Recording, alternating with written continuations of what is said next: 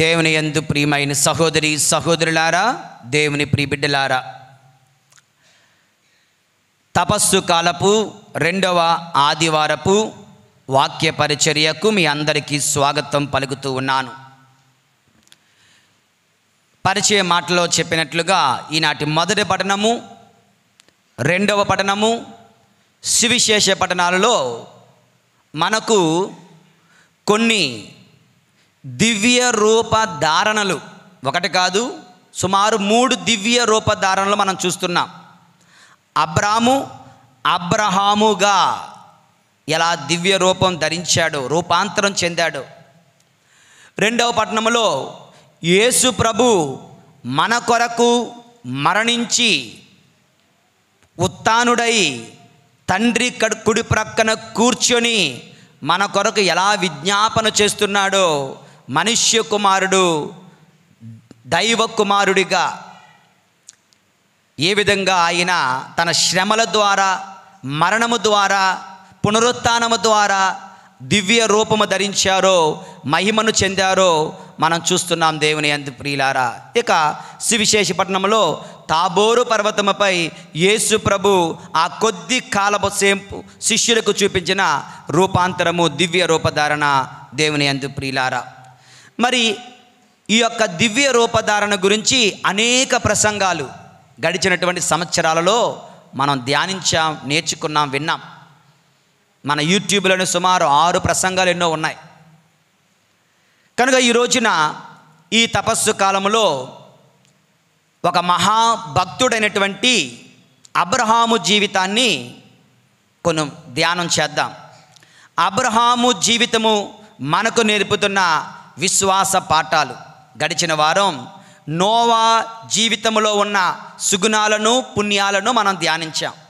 మరి ఈ వారం అబ్రహాము జీవితంలో ఉన్న కొన్ని సుగుణాలను, పుణ్యాలను మనం ధ్యానిస్తూ ప్రభు మనకు ఏం మాట్లాడుతున్నారో, మనతో ఏం మాట్లాడుతున్నారో తెలుసుకోవడానికి ప్రయత్నం చేద్దాం.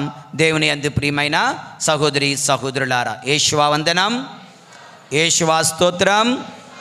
Praise the Lord, praise the Lord, praise the Lord, praise the Lord, praise the Lord, praise the Lord, praise the Lord. దేవుని యందు ప్రియులారా, అబ్రహాముగా రూపాంతరం చెందాడు. ఈ అబ్రహాము పిల్లలు లేనివాడు. అబ్రహాము జాతులకు తండ్రిగా, విశ్వాసమునకు మూల పురుషుడిగా, దేవునికి ప్రియమైన వాడిగా, విశ్వాస పరీక్షలో నెగ్గిన వాడిగా, విశ్వాసము ద్వారా నీతిమంతుడైనట్లుగా, దేవునికి సహచరుడిగా ఆయన జీవించాడు. దేవుని యందు ప్రియులారా, మరి ఇంత గొప్ప వ్యక్తిగా మారాడంటే ఆయనలో ఉన్న సుగుణాలు ఏమిటి? ఒక 5 అంశాలను ఈరోజు మనం ధ్యానం చేద్దాం.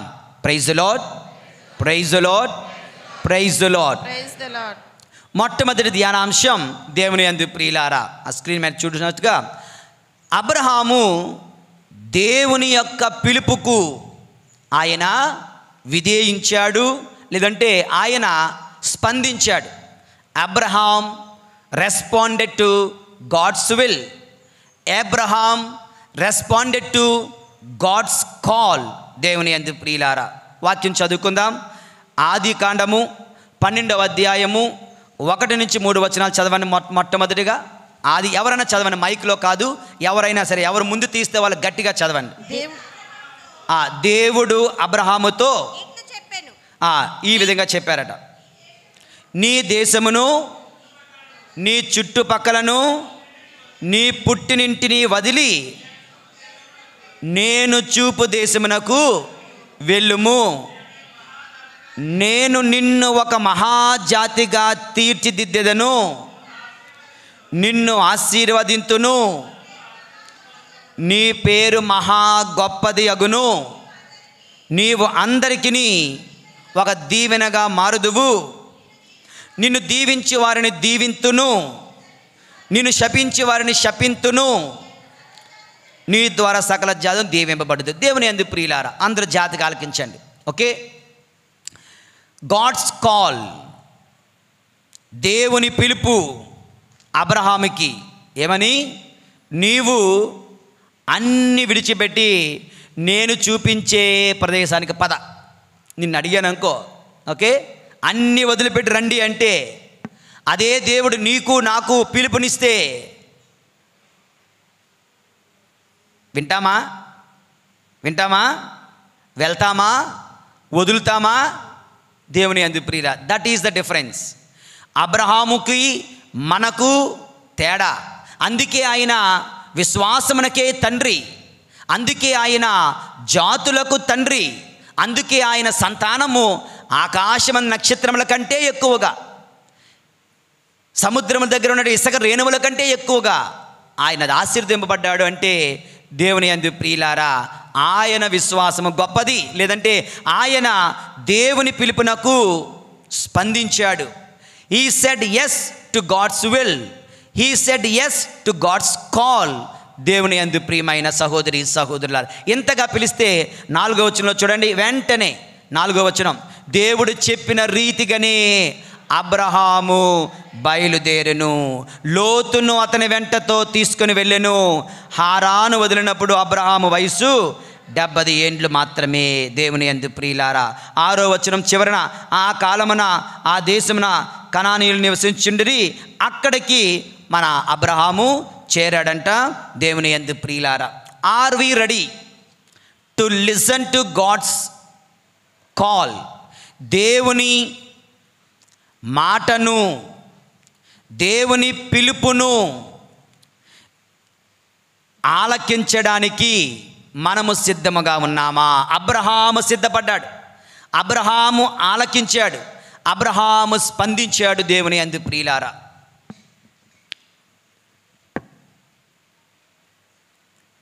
ఎన్నిసార్లు దేవుడు పిలిస్తే ఏమి లాభం? మనం పలకకపోతే, మన భాషలో మన పరిభాషలో చెప్పాలంటే, ఒకడు ఫోన్ చేస్తూనే ఉన్నాడు, వాడు లిఫ్ట్ చేయడు, ఏం లాభం ఉంటుందా? నేను ఫోన్ చేస్తానే ఉన్నా, నువ్వు లిఫ్ట్ చేయు, నువ్వు ఫోన్ చేస్తానే నేను లిఫ్ట్ చేయను. ఒక ప్రక్క పిలుపు ఉంటే చాలదు, పిలుపుకి స్పందన ఉండాలి, పిలుపుకి విధేయత ఉండాలి. అబ్రహామును దేవుడు పిలవగా అబ్రహాము ఆ పిలుపుకి స్పందించాడు. దేవుని యందు ప్రియులారా, ఇక్కడ మరొక 2-3 ఉదాహరణలు మనం చూడొచ్చు. యోషియా గ్రంథము 6వ అధ్యాయం 8వ వచనం చదవండి. యోషియా గ్రంథము 6వ అధ్యాయము 8వ వచనం.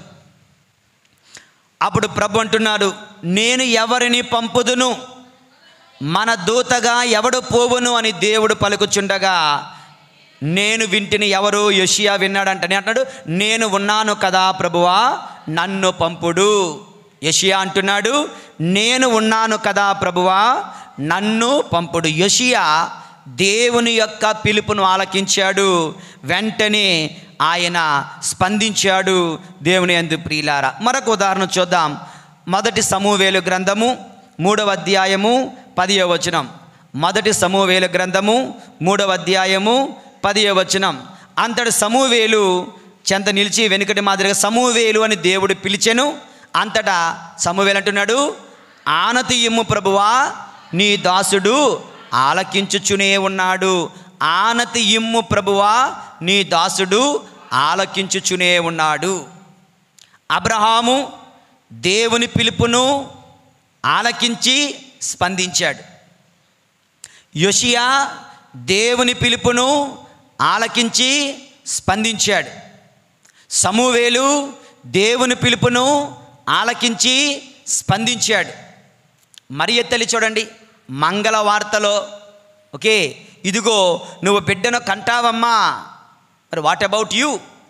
It's like agreement. పరలోక తండ్రి అగ్రిమెంట్ మొత్తం రాసుకొని వచ్చి ఆ యొక్క దేవదూత ద్వారా, గాబ్రియేలు దేవదూత ద్వారా మరియ తల్లి చేతిలో పెడుతున్నారు.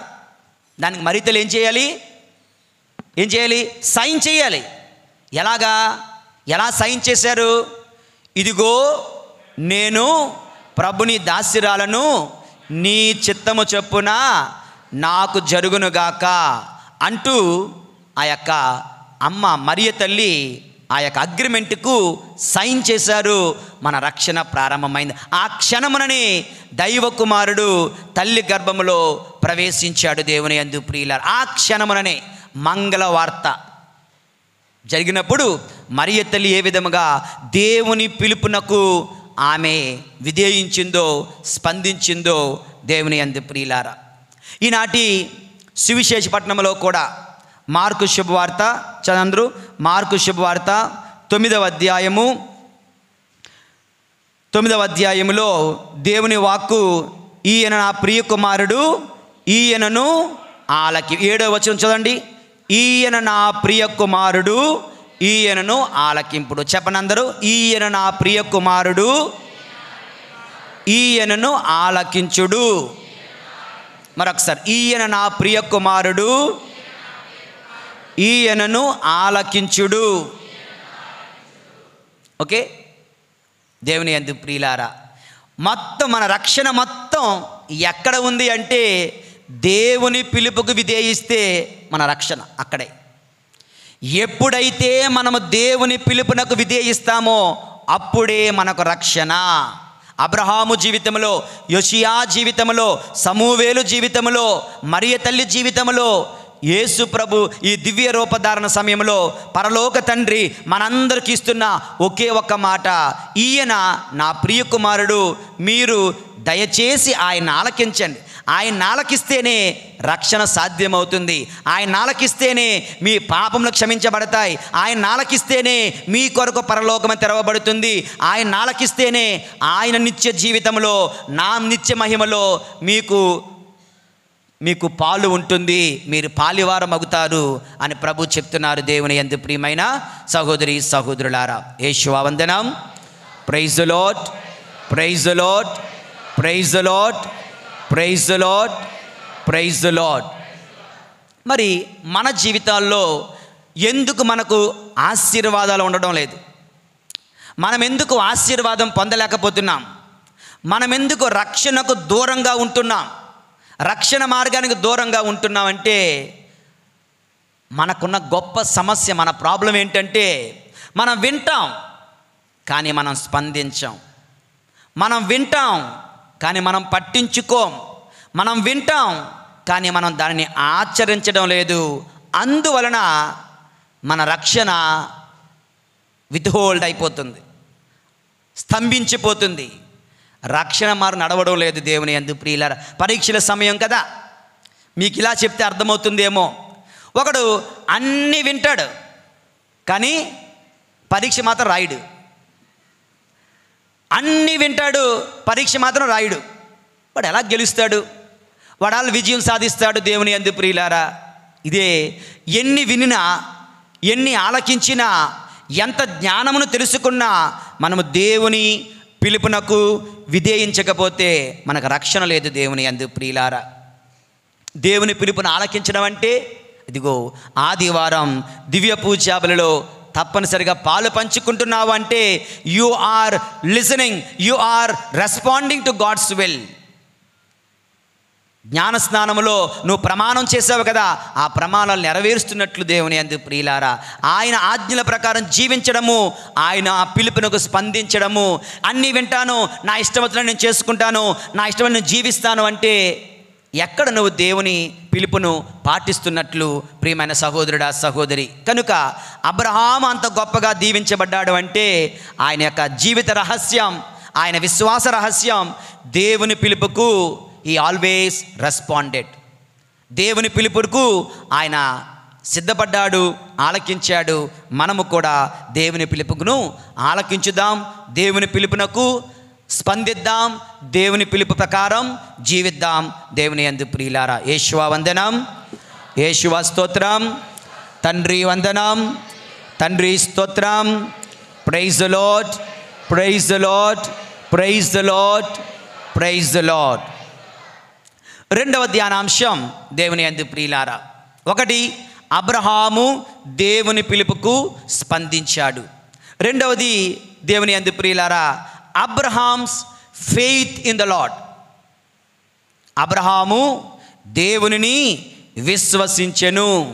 అబ్రహాము దేవుని విశ్వసించాడు. దేవుని యందు ప్రియులారా, ఆది కాండము 15వ అధ్యాయము 6వ వచనం చదవండి. ఆది కాండము 15వ అధ్యాయము 6వ వచనం.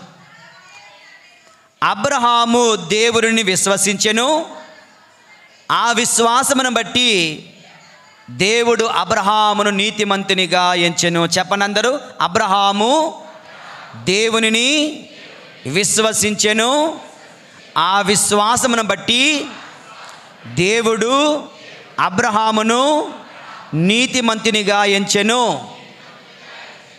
దేవుని యందు ప్రియులారా, దేవుడు ఎన్నెన్నో వాగ్దానాలు చేశాడు. ఈ రోజున దేవుడు అదే ఇందాక అడిగానే, దేవుడు నిన్ను పిలిస్తే నువ్వు వస్తావా? దేవుడు నిన్ను నన్ను వదిలి వెళ్ళిపోమంటే మనం వదిలి వెళ్ళిపోతామా అంటే మనం వదిలి వెళ్ళాం. ఎందుకంటే నేను నిన్ను నమ్మా, నేను నీ మాటలు నమ్మను.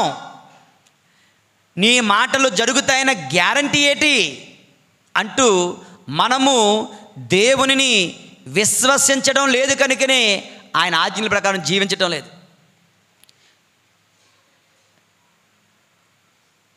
దేవుడు ఎన్నెన్నో వాగ్దానాలు చేశాడు కదా, మరి ఆ వాగ్దానాలన్నీ నెరవేరుతున్నాయని విశ్వసిస్తున్నావా? ఇదిగో ఇది నా శరీరము విశ్వసిస్తున్నావా? సర్వదా నేను మీతో ఉందును విశ్వసిస్తున్నావా? ఇక్కడ ఒక విషయం చూద్దాం.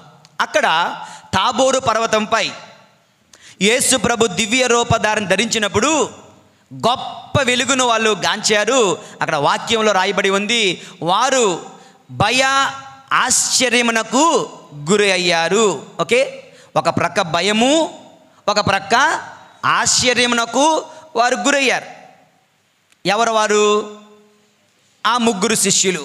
యేసు ప్రభు దివ్య రూపధారణ ధరించగా ఆయన ముఖము గొప్ప తేజస్సుతో వెలుగొందగా, ఆయన వస్త్రముల తెల్లగా ఏ చాకలి కూడా చలువ చేయనంతగా ఉండగా వారు ఒక్కసారిగా భయానికి ఆశ్చర్యానికి గురయ్యారు. It is common. ఎవడైనా కానీ దేవుని దర్శనమును పొందుకున్నప్పుడు వారందరూ భయము చెందుతారు. మన బైబిల్ గ్రంథంలో వందల కొలది ఉదాహరణలు, ఈవెన్ మరియ తల్లి కూడా భయపడ్డారు. అందుకే గాబ్రియెల్ దూత అంటున్నారు, భయపడకు అమ్మా మరియమ్మ, భయపడకుము, నువ్వు భయపడకు, నువ్వు దేవుని అనుగ్రహాలతో నింపబడి ఉన్నావు అంటూ చెప్తున్నారు. దేవుని దర్శనం పొందినప్పుడు ఎవరైనా భయపడాల్సిందే, ఆశ్చర్యపడాల్సిందే. దేవుని యందు ప్రియులారా, ఆ తాబోరు పర్వతముపై ఏ విధముగా యేసు ప్రభు దివ్య రూపం ధరించారో అదే దేవుని మహిమ ఇక్కడ లేదా? ఈ దేవాలయంలో లేదా? ఈ దేవాలయంలో దేవుని మహిమ లేదా? చెప్పండమ్మా, ఎస్ ఆర్ నో? ఎస్, ఈ దేవాలయంలో దేవుని మహిమ ఉంటుండగా మరి ఈ దేవాలయంలో అడుగు పెడుతున్న నీవు నేను మనందరం భయపడుతున్నామా? లేదు. ఆశ్చర్యానికి గురవుతున్నామా? లేదు. నేను దివ్య దర్శనాన్ని పొందుతున్నాను అన్న భయము లేదు, ఆశ్చర్యము లేదు. ఎందుకంటే బహుశా, మేబీ, మోస్ట్ ప్రాబబ్లీ విశ్వసించడం లేదేమో. ఓకే, మనము విశ్వసించడం లేదేమో. దేవుడు మనతో ఉన్నాడు అని విశ్వసించడం లేదా? దేవుడు ఎక్కడ ఉన్నాడు అని విశ్వసించడం లేదా? దేవుడు దివ్య పూజాబలిలో ఉన్నాడు అని విశ్వసించడం లేదా? కథోలిక దేవాలయంలో ఈ తపస్సు కాలంలో మనం వేయం, కానీ కథోలిక దైవార్చనలో ప్రతి ఆదివారము ధూపం వేస్తాం కదా. ధూపం ఎందుకు వేస్తాం? ధూపము దేవునికి మాత్రమే చెందినది, అది పవిత్రమైనది, అది దైవత్వాన్ని సూచిస్తున్నది, అది దేవునికి నిదర్శనంగా ఉన్నది, దేవునికి ఇష్టమైనటువంటి వాసన, దేవునికి ఇష్టమైనదంట. ధూపం ఎలాగైతే పైకి వెళ్తుందో ఆకాశము వైపు, మన ప్రార్థనలో కూడా ధూపముతో పాటు వెలుగుతున్నాయని దర్శన గ్రంథంలో మనం వాక్యం చదువుతున్నాం. దేవుని యందు ప్రియులారా, ధూపము ఏ విధంగా పరలోకానికి ఎగసి వెళుతుందో మన ప్రార్థనలో కూడా అలా ఎగసి వెళ్తున్నాయి. ధూపం వేస్తున్నాము అంటే అది పవిత్రమైనది అని అర్థం. అనగా ఈ ధూపము బలిపీఠానికి వేస్తాం అంటే ఇది పవిత్రమైనది. ధూపము బైబిల్కి వేస్తాం, ఇది పవిత్రమైనది. ధూపము గురువుకు వేస్తారు, గురువు పవిత్రుడు. ధూపము ప్రజలకు వేస్తారు. మనందరం పవిత్రులమే. జ్ఞానస్నానం వలన దేవుని బిడ్డలుగా మనం అందరం అవుతున్నాం. మనందరం దేవునికి చెందిన వాళ్ళమే, మనందరం పవిత్రులమే. ఇది మనం విశ్వసిస్తున్నామా? దేవుని యందు ప్రియులారా, ఎందుకు ఈ నాకేస్తున్నారేంటి దీపం అనుకుంటారేమో, నాకేస్తున్నారేంటి ధూపం అనుకుంటున్నారేమో, ఏంటి దీని అర్థం అనుకుంటున్నారేమో. దేవుని యందు ప్రియులారా, అబ్రహాము దేవుడు చేసిన ప్రమాణాలన్నీ విశ్వసించాడు. దేవుడు ఏదంటే అది దేవుడు అబ్రహాముకు చేసినటువంటి వాగ్దానాలు కూడా చాలా విచిత్రమైనవి. ఏంటో తెలుసా? ఒక గ్రామంలో ఉన్నాడు. అక్కడ ఆయన ధనవంతుడు, మోతుబారి, ఆయనకు లేదంటూ ఏమీ లేదు. అలాంటి వాడి దగ్గరికి వెళ్ళి, ఒక పేదవాడికి వెళ్ళి, ఒరే నువ్వు వచ్చిరా బాబు అంటే ఎవడన్నా పరిగెట్టి పడిపోతాడు. ఆయన ఆల్రెడీ ధనవంతుడు, ఆయనకు ఆల్రెడీ అన్నీ ఉన్నాయి. మరి అటువంటి వాడికి వచ్చి అన్నీ వదిలి నువ్వు రా, నేను నీకు ఇంకా ఇస్తానంటే నాకుంది కదా, నువ్వేటి మళ్ళీ కొత్తగా ఇచ్చేది అనవచ్చు, అనగలడు. కానీ అనలేదు. దేవుడు పిలిచాడు, నేను వెళ్తున్నాను. దేవుడు వదలమన్నాడు, నేను వదులుతున్నాను. నేను దేవుని వాగ్దానాలను విశ్వసిస్తున్నాను. వెళ్ళిపోయాడు. తర్వాత ఒక్క బిడ్డ కూడా లేడు. మరి దేవుని వాగ్దానాలు ఏంటి? ఆకాశం వైపు చూడు, సముద్రం వైపు చూడు, చుక్కలు లెక్కెట్టు, ఇసుక లెక్కెట్టు, చుక్కల కన్నా ఎక్కువగా, ఇసుక రేణువుల కన్నా ఎక్కువగా నీకు బిడ్డలను ఇస్తాను అంటే, అరే ఒక్కడో కూడా లేడు కదా, ఇది ఎలా సాధ్యం, ఇది ఎలా పాసిబిలిటీ ఉంది, అసలు లేదు కదా, ఇంపాసిబుల్ అనుకోవచ్చు కదా. కానీ వెంటనే అవన్నీ విశ్వసించి మరునాడే లేచి కృతజ్ఞత బలిని అర్పించాడంటే దేవుని యందు ప్రియులారా, కృతజ్ఞత అర్పించాడంటే విశ్వసించే కదా అర్పిస్తాడు. దేవుని యందు ప్రియులారా, తర్వాత 100 సంవత్సరాలు వచ్చేసాయి. ఆడుకో 90, 70, 80 వచ్చేసాయి. ఆ వయసులో ప్రపంచంలో ఎక్కడైనా ఒక వృద్ధురాలు బిడ్డను కనగలదా? ఆ శరీరం సహకరిస్తుందా? అటువంటి భార్య దగ్గరికి వచ్చి అంటున్నారు, ప్రభు నీ మేను నుండి, నీ శరీరము నుండి పుట్టిన బిడ్డకు నువ్వు తండ్రి అవుతావు. వచ్చే సంవత్సరం ఈ సమయానికల్లా నీ మేను నుండి ఒక బిడ్డ ఉంటాడు అంటే ఊరుకోండి సార్ చెప్పారు కానీ అనొచ్చు కదా, అనలేదు. అది కూడా ఆయన విశ్వసించాడు. ఆయన విశ్వాసము గొప్పది. దేవుని యందు ప్రియులారా, ఈ రోజున ప్రసంగాలు వింటున్న నువ్వు విశ్వసిస్తున్నావా? దేవుని ఆజ్ఞలను విశ్వసిస్తున్నావా? దేవుని వాగ్దానాలను విశ్వసిస్తున్నావా? ఈ తపస్సు కాలంలో మనము నేర్చుకోవలసినటువంటి కొన్ని స్పిరిచువల్ ఎక్సర్సైజెస్, ఆధ్యాత్మిక పాఠాలు. 1, ఆయన చిత్తమునకు లోబడండి. 2, ఆయన వాగ్దానము చేసిన ప్రతి ఒక్క విషయాన్ని కూడా తప్పనిసరిగా విశ్వసించాలి. దేవుని యందు ప్రియులారా, ఎటువంటి అవిశ్వాసమునకు మనము చోటు ఇవ్వకూడదు అంటూ అబ్రహాము జీవితము మనకు నేర్పిస్తూ ఉంది. ఇది 2వ ధ్యానాంశం. యేషువా వందనం, యేషువా స్తోత్రం. Praise the Lord, praise the Lord, praise the Lord, praise the Lord, praise the lord.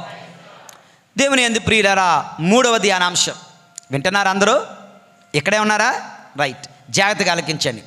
3వ ధ్యానాంశం చూడండి స్క్రీన్ మీద. Abraham's love for God.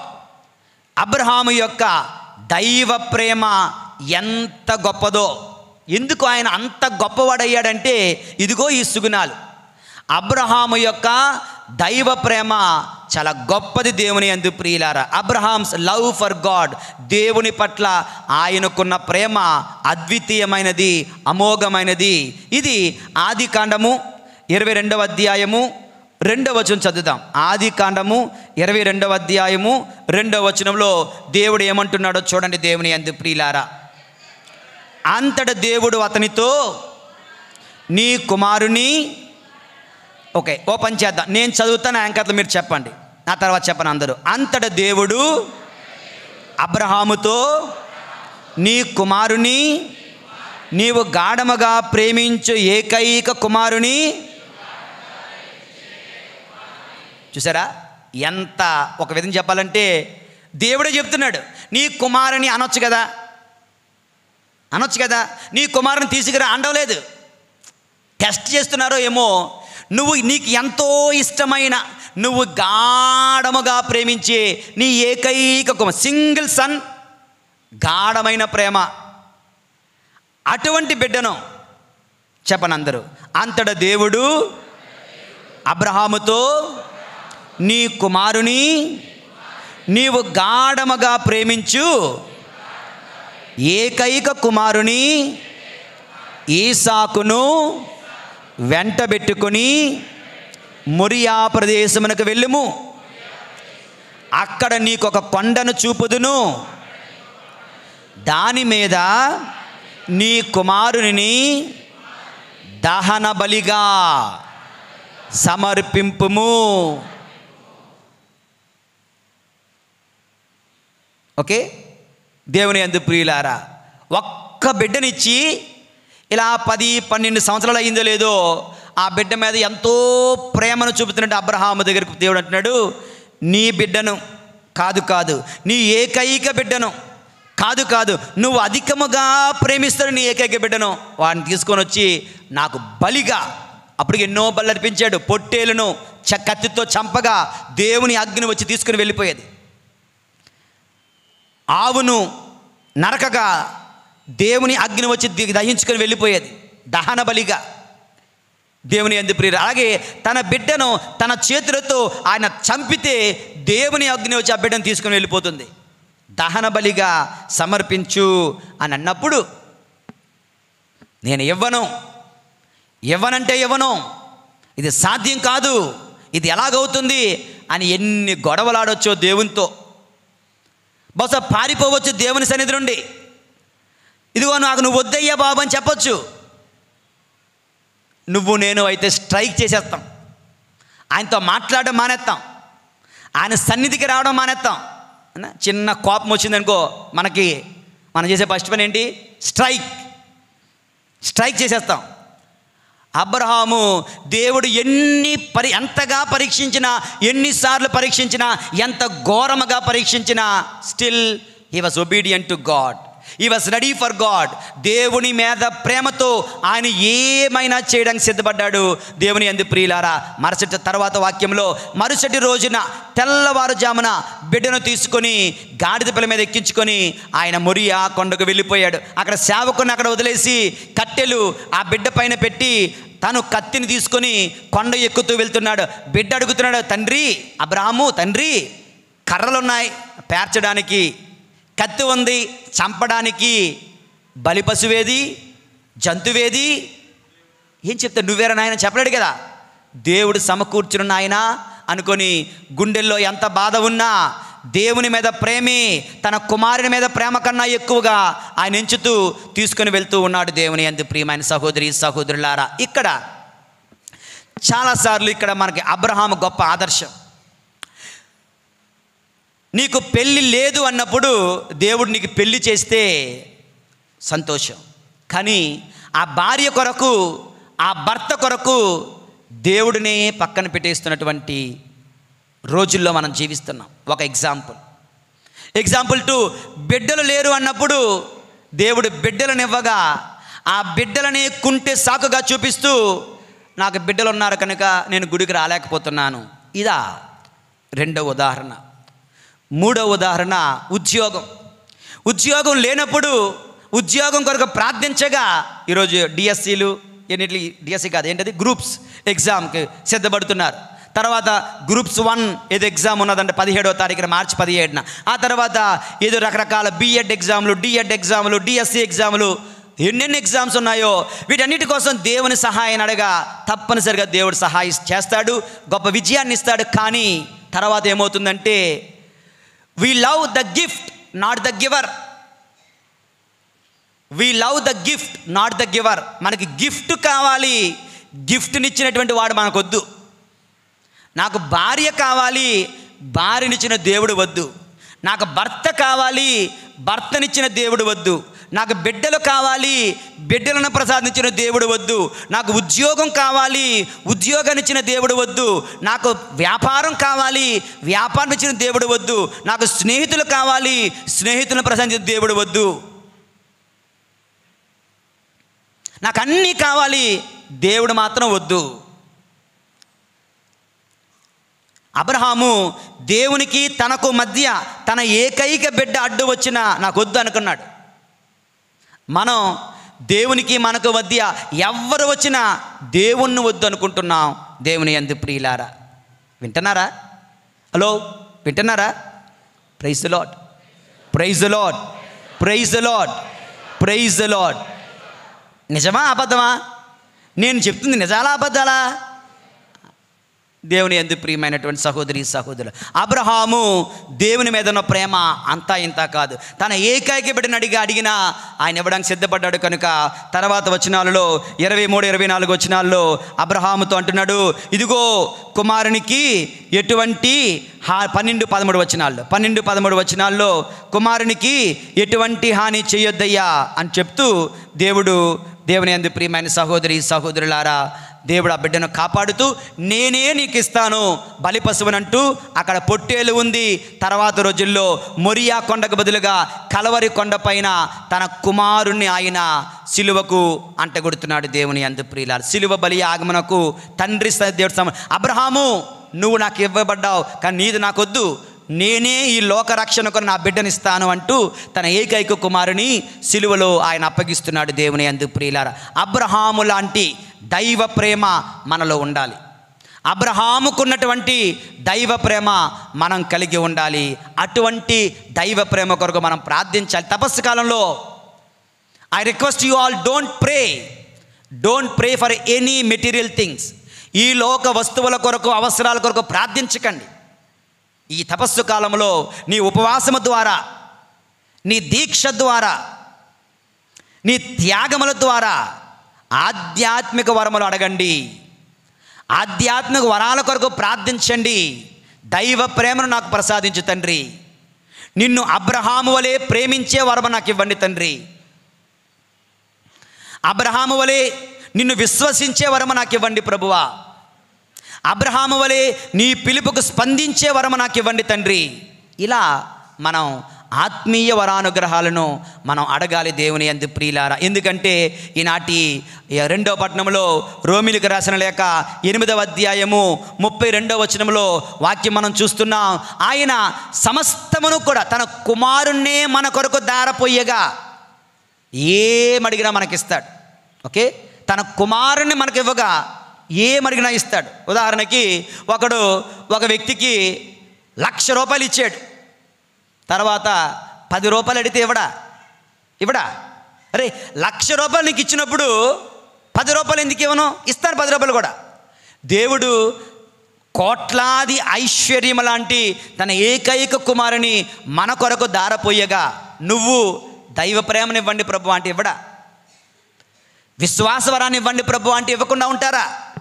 రక్షణ మార్గాన్ని ఇవ్వండి ప్రభు అంటే ఇవ్వకుండా ఉంటారా? పరిశుద్ధ జీవితాలు ఇవ్వండి ప్రభు అంటే ఇవ్వకుండా ఉంటారా? నా పాపాలు క్షమించండి ప్రభు అంటే ఇవ్వకుండా ఉంటారా? ఇస్తారు.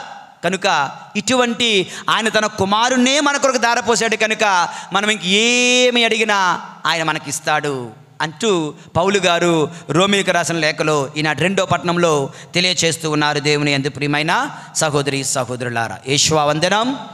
Praise the Lord, praise the Lord, praise the Lord, praise the Lord, praise the lord.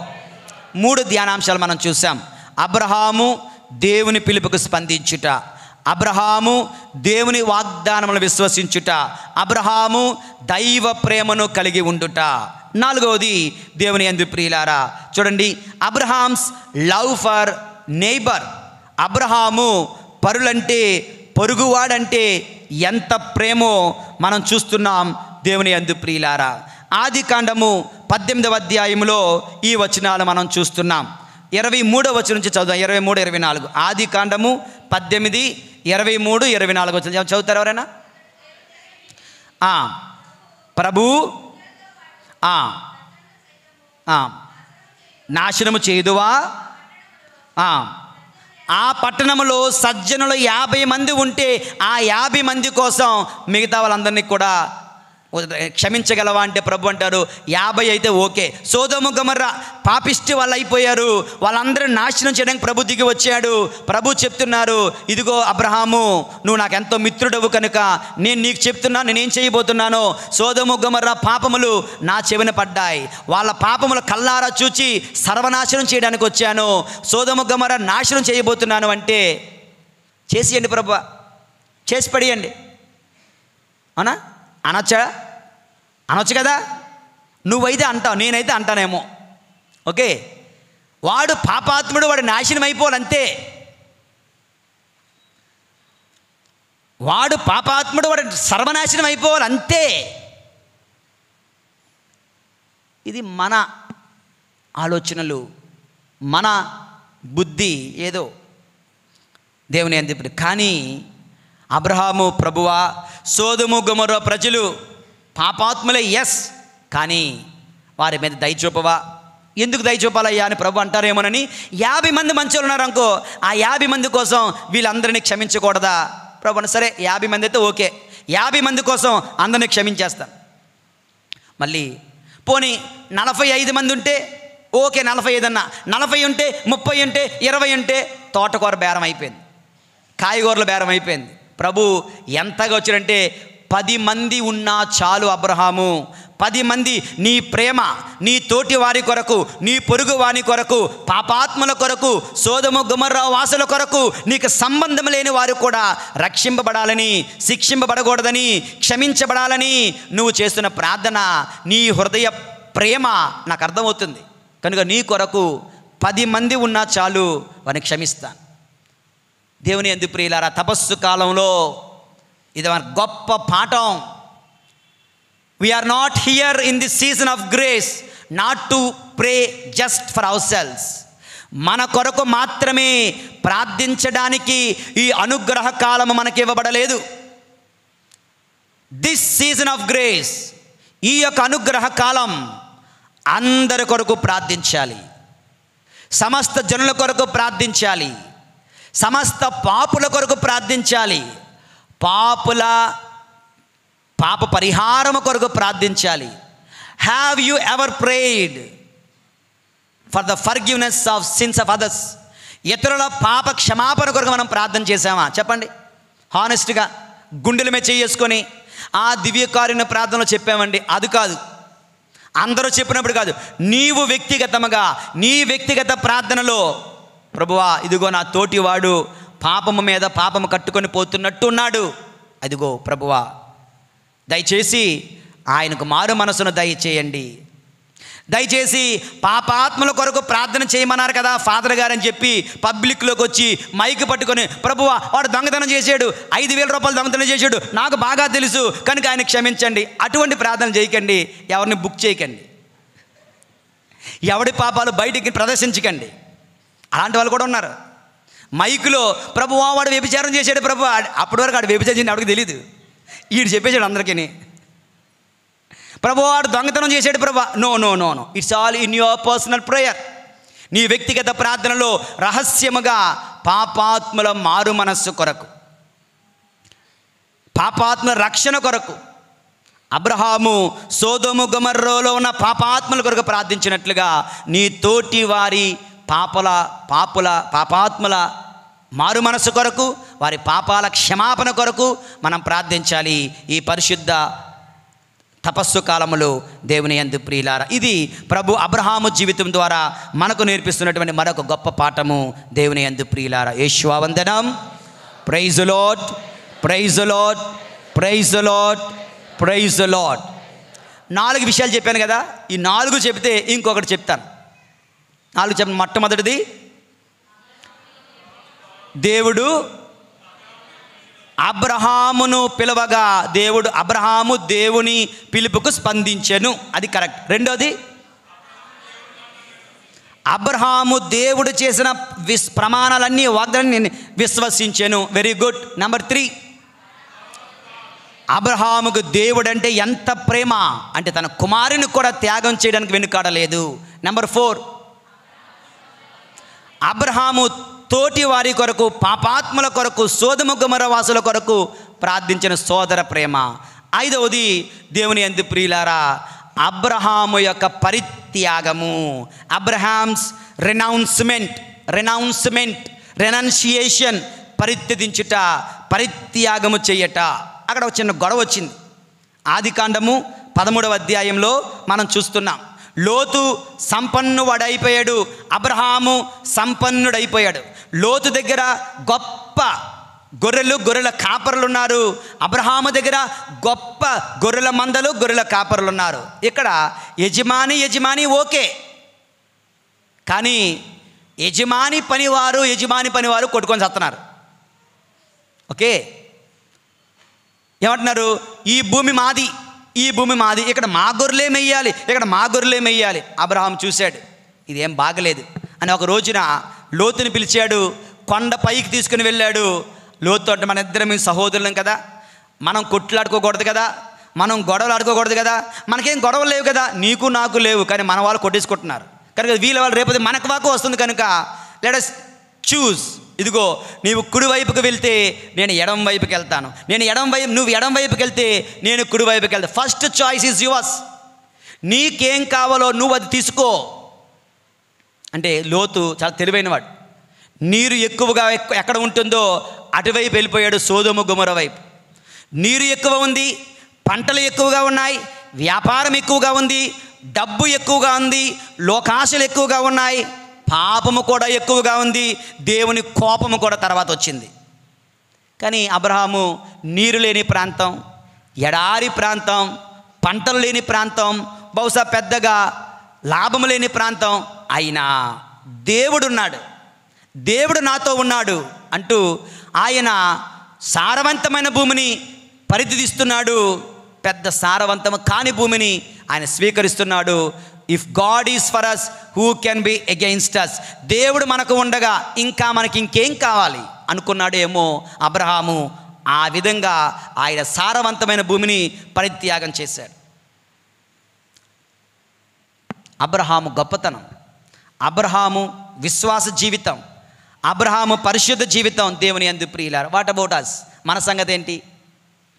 మనమా ఫ్యాన్ గాలి ఎక్కడ తగులుతుందో ఆ సీటు వదలను నేను, ఎవడెలా పోతే నాకెందుకు, నాకు అనవసరం.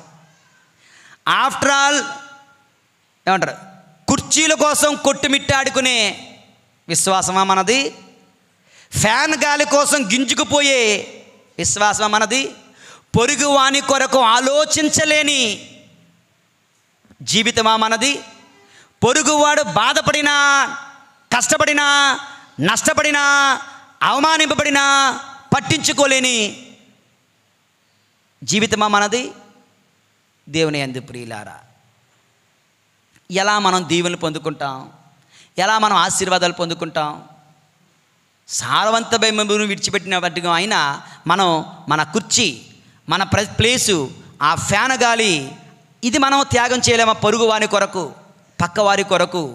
చిన్నవి మనం చేయలేనప్పుడు ఈ పెద్దవి ఎక్కడ చేయగలుగుతాం? చిన్న విషయాలలో మనం త్యాగం చేయలేనప్పుడు మనం క్రైస్తవుని ఎలాగ అవ్వగలం? దేవుని యందు ప్రియులారా, ఈ యొక్క 5వ ధ్యానాంశంలో, ఈ తపస్సు కాలంలో పరిత్యజించుదాం, పరిత్యాగం చేద్దాం. ఉపవాసం అంటే కేవలము ఆ భోజనాన్ని మానుకోవడం మాత్రమే కాదు, భోజనాన్ని మానుకోవాలి, అదేవిధంగా చెడ్డ అలవాట్లు మానుకోవాలి, ప్రేమ లేనితనం మానుకోవాలి, అసూయలు మానుకోవాలి, ద్వేషాలు మానుకోవాలి, ఇతరులను బాధించడం మానుకోవాలి, ఇతరులని అవమానించడం మానుకోవాలి. దేవుని యందు ప్రియులారా, అటువంటి పరిత్యాగము, స్వచ్ఛమైన ఉపవాసము ద్వారా ఆ ప్రభుని ప్రేమిద్దాం, ప్రభుని అనుసరిద్దాం. ప్రభు మనలను దీవింతురుగాక. పితా పుత్ర పరిశుద్ధాత్మ నామమున